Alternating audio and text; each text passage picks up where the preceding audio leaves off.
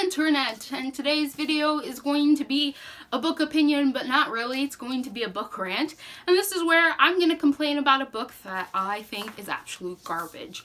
Most of the time for my rants, they're like all in good fun. It's just something I didn't really like about the book, but like it really doesn't matter either way. It's just my personal opinion, nothing meant to anyone else.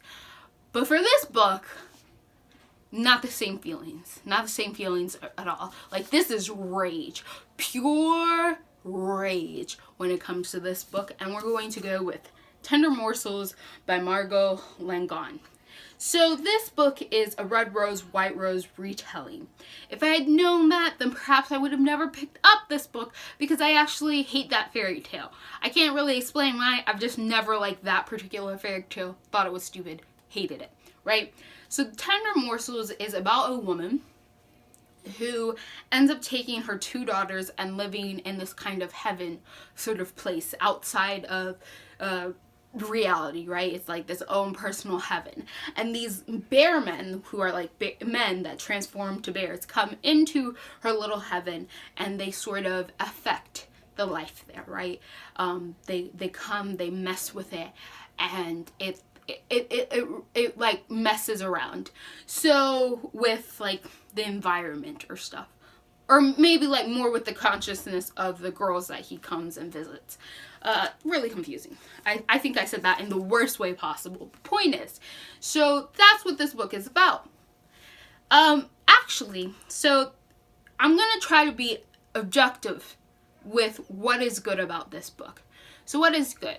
So objectively, this is a very, very dark fairy tale. Like, it is horrible. It depicts things that you're just like, that's horrible. And you start off this book in third person, and third person depicts all of the females. And it talks about this girl, and she lives with her father. And you're like just wondering what's going on with her, because like she's running in the woods and like she's choking stuff, and she's like envisioning like blood everywhere, and you're just like, is she having a nightmare? What's happening? And you slowly start to come to realize, and then it starts to be explicitly said, that her father has been raping her since she was a very, very young child, since her mother died, and then has been giving her abortion medicine to get rid of the baby in her. And so this has been causing her a lot of pain, and she wasn't aware of it, right? Because she's never seen anyone really outside of her father, like never really talked or been educated about anything, and they sort of live in a medieval sort of village time, so there's like no like sex education going on here. So she has been forced to have abortions in like painful ways, where like just stuff bleeding out and like choking and coughing and almost dying by her father, and continually raped. One day, like after she starts to discover that what's happening to her is that she's getting pregnant and she's having a child, she decides she wants to keep a child, because her life is so filled with no love, like it's so lacked of love, that she decides that the only way she could have love is to have a baby, and that she can have this baby and this baby will love her. So then she tries to hide her pregnancy so that she can have a baby, and eventually she ends up having a baby, and her father dies on the way back to give her an abortion. Like, he dies with the medicine, and she's just left alone with a pregnant belly, and then eventually gives birth to a baby, and she's living in this little shack alone, taking care of herself, which she's pretty good at because she had to take care of her and her father, so she understands it. Then one day while she's there, she's raising her little baby. It's like still a couple months old. A bunch of like neighborhood boys come and they rape her. Like, she tries to run away, she tries to get away, she ends up hiding her baby, and she gets gang raped by a bunch of people, and she is just really sad. Like, she's distraught. She ends up pregnant again. She's distraught, right? And she decides to walk off. She's gonna kill her baby and then kill herself, because she doesn't want to raise a baby girl in a world like this. And she ends up, like, the stars come down and give her some jewel that takes her to her own personal heaven. She just has to plant them, and then the new world will be made anew, and that's what happens. So the story follows from there. And in third person, and this third person stuff that it talks about with this main woman, the mother, very fantastic, very well written. It's a really sad story, but is very, very well written. There's also a different portion that's told in first person, which covers the males. Now, I want to kind of make like, I want to point out that the females are in third person and the males get the eyes, but I'm gonna leave that alone. It just might be me hating this book that is making me see that this book is also sexist, which it is in different ways, but even in the perspective and the stories being told. Honestly, I think the third person works the best because the first person is super confusing. Because first we start off with first person with this little dwarf man who keeps running around and he's greedy and he's stealing stuff from this heaven world, because if you take like grass from heaven and he touches it, it turns to gold and stuff when he takes it back. So he was like a really greedy, nasty little dude. And then later we get first person for the bearmen. First, a bearman that you actually enjoy and who's a pretty honorable human being. And then later from bearmen who are less honorable. And there's even a whole little part about like men who would later become bearmen if they transport to this world. A whole little thing that was complete garbage. Like, most of the chapters in first person are complete garbage, except for that one bearman who I assume is the one on the cover, the oldest one, and the first one they meet in this heaven type place. So, objectively, good writing, especially in the third person part. Sad story, but beautifully tied together, and you're just like moved by this story. I think the story was inventive. Like, I liked the idea of these women in this place and the bearmen coming along. With the first bearmen, once you got past the first bearmen and onwards, complete garbage of a story, okay? Horrible story. So that's as objective as I can be, alright? I think it had beautiful writing in the beginning, in third person, very emotional, very like moving to read. Now to all the things I hate, because that's really what I want to talk about. So things that I hate about this book are just basically the messages. As we continue on in this book, we learn that the woman has given up a lot to raise her daughters, because it turns out she has two, because one from her father and then one from the gang rape. And she raises her daughters in a world that is heaven, where they'll be allowed to run free in the woods without any danger, and they can become their own persons and be confident and gain respect, and they don't expect anything less. But to have this world, this woman has to give up a lot, because she finds out the people of this world aren't like real. They're too perfect, they're too nice, they're too kind. They would never commit evils against a woman. And when she tries to find love in this world, she realizes that these people aren't real and would never be able to return her love in the same way, because they are fake people, so to say, right? And she decides that her daughters are worth it. Like, she's like, okay, I'm never gonna get love, I'm never gonna get a partner, and I'm gonna have to deal with that, but at least my daughters are safe. Then we have this youngest daughter, and now I'm gonna call it racist, because the youngest daughter is like the little brown kid, because it turns out that the seed that stuck was of the little brown boy that raped her in the whole gang rape. And so she has a little brown baby, and it's this child that is the problem. She's the problem child. She constantly wants to run away from this heaven. She constantly calls it trash. She says things about her mother. She just is always getting in trouble, and she thinks it's funny and great that there's this little greedy, murderous man running around trying to steal things so that he can take back gold. And she's so fascinated, and she ends up running away to the bearman's side, which is the reality that we've come from, right? And I didn't like her. I hated her. I hated her because I hated how much she disrespected her mother, how much she always got in trouble, how she thought it was funny, like these horrible, like this cruel little man, she just thought he was hilarious. And it was horrible. It was horrible. And then later, when we get transported back into the real world, when these people get drawn away from their heaven because of the youngest daughter, because she's like, they can't live in that fantasy world anymore. The mother and the older daughter get pulled back into the reality. And the reality that they live in is full of rapey men, because these are the men who raped her. She's back in this world. There are several instances where the oldest daughter walks because she's just like thinking or something. she almost like gets attacked by a lot of men, and she ends up biting one of them, and then she's at fault. They're constantly reminded as women not to go out alone and not to talk out of turn or something, because horrible stuff will happen to them, just things like that. And then we get the woman who ran away, who created this heaven to raise her daughters in a world where they could be seen and treated as equal. She's criticized for that because she kept her daughters away from the rapey, cruel world. And it's her fault. Like, she did a disservice to her daughters by trying to raise them in a world that would care for them, that wouldn't hurt them, that would ensure that they wouldn't get raped by people who are supposed to love them. And it's her fault. She did a disservice to her daughters by trying to build a new world, and it's her fault. And I'm like, she gave up stuff for her kids. She did as much as she could. She knew that she would never get true love in this world. Like, she would never receive it in this world that she created, but she's willing to continue there because she loved her daughters so much. And now this girl starts internalizing it. This woman, she's like, oh my gosh, I did something horrible to my daughters, and we're supposed to believe that what she did was wrong.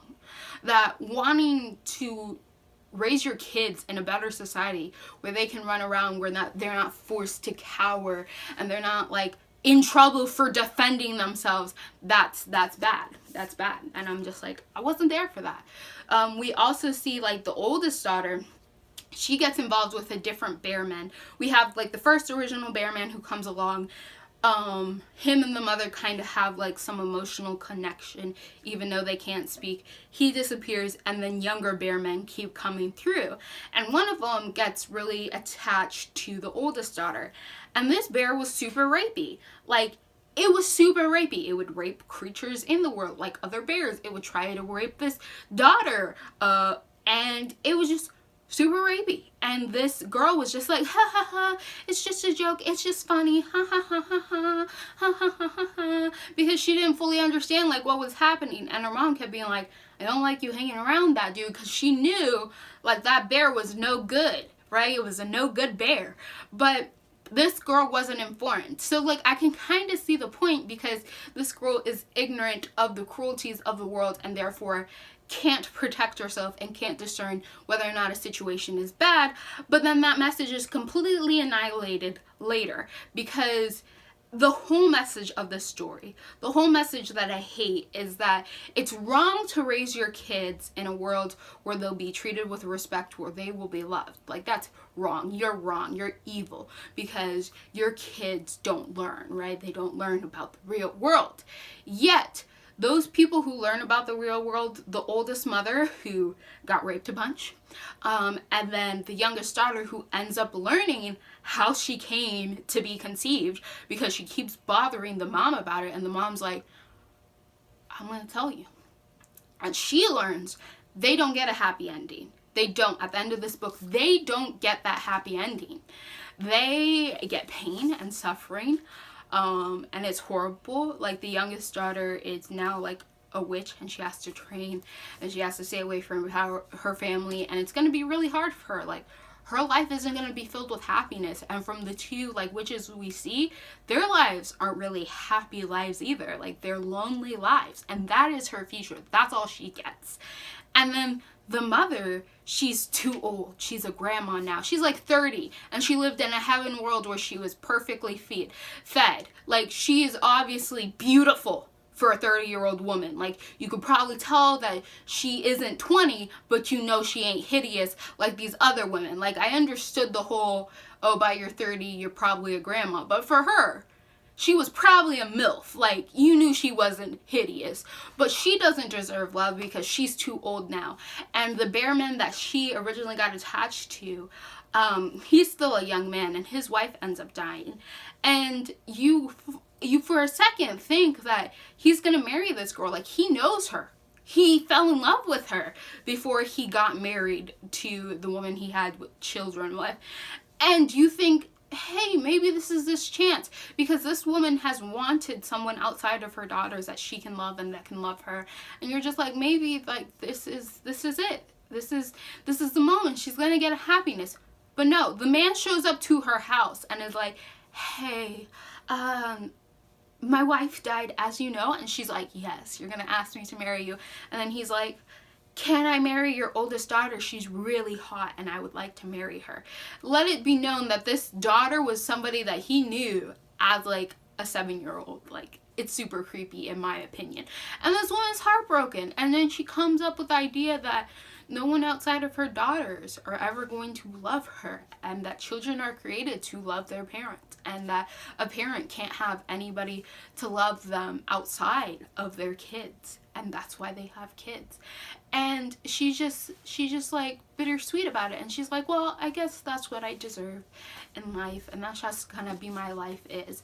Yet the oldest daughter, the one who didn't realize that there was a rapey bear after her, who remains ignorant about her conception because no one wants to taint her with the rapey world, who like almost got attacked by men but doesn't understand how dangerous the world is, she remains ignorant and fair-skinned, beautiful person, and she is the one who gets success. So basically the message of the story is, you are wrong if you try to get your kids to live in another world outside of the cruelties of it. You are a horrible person. Yet, you must never share the knowledge of these cruelties with your children so that they can be informed individuals of how rapey and cruel the world is, because they are damned. So you can only get a happy ending if you live in the cruel, rapey world, but you remain ignorant of the cruelness and the rapiness. And like literally, I wouldn't say that, except every man in this book is a rapey asshole, except the one dude who's this original bearman that they met, and then he ends up asking the woman who loves him if he can marry her daughter. Like, what? I ended up crying at the end of this book when that line was said, because I was hoping, I was like, this woman's been through so much, she's finally going to be loved by someone else and see that she deserves love. Like, honestly, someone outside of somebody that she gave birth to could love her and care about her. And then he's like, can I marry your daughter? She's really hot. And I'm just like, what? And I read through those last few pages in tears because I was so angry. This book is a piece of trash. Don't ever read this. That beautiful writing in third person, that grim, dark fairy tale, that's not worth it. That's not worth it at all. Not even a little bit. Not even slightly. Because I will not condone a book that tells you that you are a bad mother for trying to raise your kids in a better world and sacrificing for the sake of your kids growing up knowing that they're worth something and worth respect. Be trashed for that, be dragged through the mud for that, and then told you don't deserve any happiness and that you have to live in a horrible world that is very cruel to you, and the only way you deserve happiness in that is if you remain ignorant of all those cruelties. And this isn't one of those books where it showcases it but is saying it's wrong. No, I think this is a book promoting that. And I don't care what the author was saying. If the author was like, no, it's not trying to promote it, it's supposed to show an example. Well, that's not how this book reads. This book reads as if you are condoning and saying it's okay to do these things to women, to think this way. There is no hope for this. There is no niceties to this. This is basically saying the only way you deserve happiness in a cruel, rapey world is if you remain ignorant, and you're not allowed to try to change that. You're not allowed to try to change and make a new world so that you can be happy, because you're wrong. You need to live in the rapey, cruel world, and you need to remain ignorant of it, and that's the only way you deserve happiness. That's not a message I ever want to promote. I never want you guys to read this book. This book is horrible and has a horrible message, and it will do nothing but break and rip out your heart, and not in a good way, not in a pleasant way. It will make you feel destitute and hopeless and angry. This book deserves nothing from anybody. So it's going to stay on this shelf until I figure out something to do with it. Because I'm never trading this book or getting rid of it, because no one ever should read this book. Like, it's just a horrible book. It's a horrible, horrible book. Like, how could you write a book that promoted that sort of message? How could you do that? Like, this isn't a book talking about rape culture and how dangerous it is. No, this is a book telling you you need to live in a world full of rape and just hope that you remain ignorant of ever being raped. And if you are in fact raped, you don't deserve happiness. You don't deserve to find love. You just need to raise the child that is a product of your rape and love them and hope that they love you, because that's the only love you'll ever deserve. So if you want to read this book, read it until like the first bear man leaves and then make up your own ending. This is what I like to pretend to do. I like to pretend this woman lived happily with her bear man, who happily raised her kids together, and she got a happy life because she deserved one.